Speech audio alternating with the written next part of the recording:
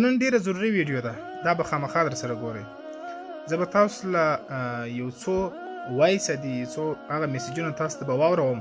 چې کوم مسافرونه او کوم هغه پښتانه ورونه ما ته میسیجونه کړي وو چې مولانا صاحب بیمار یو مریضي ده راباندې د ډېره وخته ډاکټر ته لاړ سو ټیسټونه وکړو هر څه کلیر وي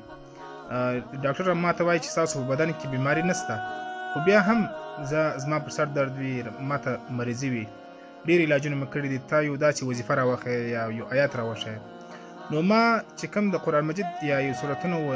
آیاتونه چې هغه ما په خپل ژوند کې تجربه کړي دي چې په هغو کې الله تعالی ډېره غټه شفا یشتې ده او هغه دعاګانې چې هغه په حدیث سره ثابتې دي هغو ما هغه ته وظیفې ولېږلې نو دا مسافر وروڼو ما ته میسیجونه وکړل چې مولانا صاحب چې کومې وظایف یې کومې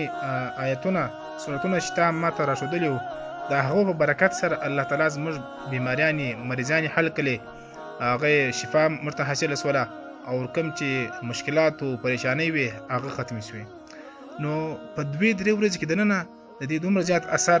د ډېر زیات خوشحاله سوم زه به اوس تاسو ته د هغه مسافرو هغه وایس هغه میسیج ولګوم تاسو په خپله واورئ چې دوی په دې میسیج کې څه وایي نو هېڅکله مایوسه کېږئ مه پر قرآن باندې عمل وکئ د رسول الله صلی الله علیه وسلم په سنتونو باندې عمل وکئ هېڅکله به پریشانه نه سئ انشاءالله تعالی په خدای باور وکړه ښه بېګا مې چې ما هغه ته راته هغه راولېږم دغه آیات نو بېګا مې چې دا وظیفه شروع کړه بس سهار والله سهار نه راډیو خو بس داسې وه چې سر مې روغ بس دغه اوس مې وویل لمانځه باندې اوس هم هغه جنماز باندې بس د هغه یم لمونځ کوم دغه دوه رکعته سنت پاتې